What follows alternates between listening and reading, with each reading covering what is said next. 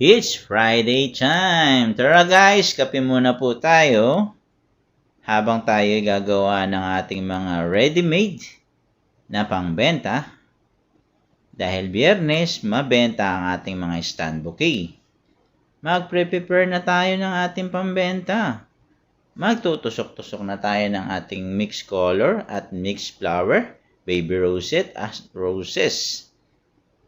Yan po yung ating mga combination na ginagawa tuwing Biyernes.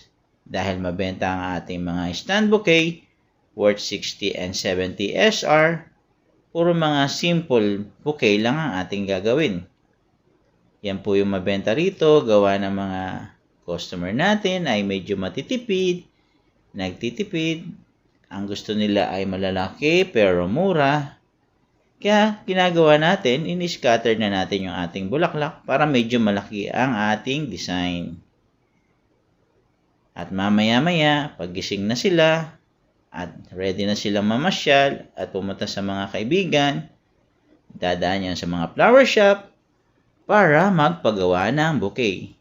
Pag meron na tayong ready-made, hindi na sila mag-aapura. Automatic. Pagkatingin nila ng mga bouquet natin at nagustuhan nila, bibili na nila. Kaya yan po ang ating ginagawa tuwing Biyernes. Yan po, malapit na po natin matapos ang ating stand bouquet. Worth 60 SR. Nilagyan po lang natin siya ng baby roses na pink at sukari or beige. At naglagay po tayo ng red combination na roses habang tayo nagkakape.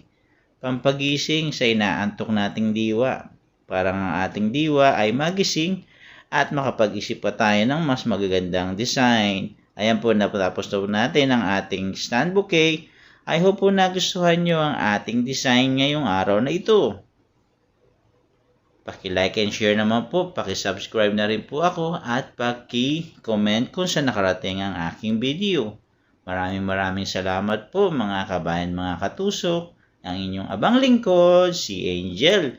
Simpleng florista ng Saudi Arabia.